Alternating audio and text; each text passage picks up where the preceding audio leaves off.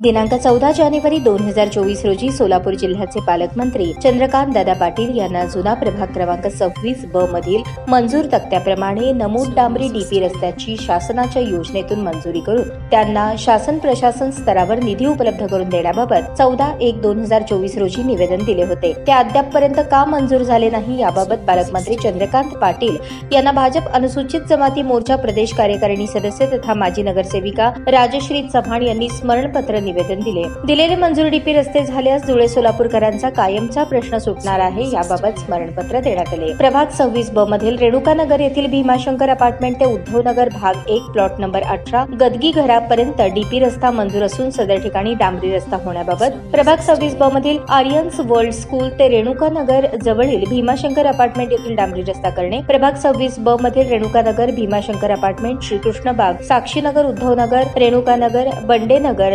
दत्ततारा park Pralhad Nagar Priyanka Nagar Rajnish residency Aditya residency Vishwanagar Shivbharat park Chandak Mala ते Vijapur road highway touch DP रस्ता मंजूर असून सदर ठिकाणी डांबरी रस्ते करणे, प्रभाग 26 ब मधील आर्यन्स वर्ल्ड स्कूल ते रेणुकानगर प्लॉट नंबर 712 ते कटगरी सर प्लॉट नंबर 671 येथे डीपी रस्ता मंजूर असून डांबरी रस्ता करणे, प्रभाग 26 ब मधील रेणुकानगर प्लॉट नंबर 520 ते रेणुकानगर प्लॉट नंबर 16 पर्यंत डीपी रस्ता मंजूर त्या ठिकाणी डांबरी रस्ता करणे, तसेच आदिवासी पारधी समाजातील ITI कोर्स पूर्ण करून महावितरण कडून कोर्स पूर्ण करून सुद्धा अद्यापपर्यंत नोकरीची संधी देण्यात आलेली नाही। त्यामुळे आदिवासी पारधी समाजातील सुशिक्षित बेरोजगार यांच्यावर उपासमारीची वेळ आली असून त्यांना लवकरात लवकर महावितरण विभागात नोकरीची संधी मिळवून द्यावी। जोपर्यंत भरती निघत नाही तोपर्यंत त्यांना MSCB विभागातील खासगी मक्तेदार यांच्याकडून रोजगार उपलब्ध करून द्यावा असेही निवेदन देण्यात आले। यापूर्वीही MSCB विभागाचे अधीक्षक अभियंता यांना निवेदन देण्यात आले आहे, परंतु ते अद्यापपर्यंत पारधी समाजातील सुशिक्षित बेरोजगार यांना अद्यापपर्यंत सामावून घेतलेले नाही। त्यामुळे त्यांच्यावर उपासमारीची वेळ आली असून वेळेचे रोजगार उपलब्ध न झाल्यास आदिवासी पारधी समाजाच्या वतीने उग्र आंदोलन छेडण्यात येईल असे निवेदन पालकमंत्री यांना देण्यात आले।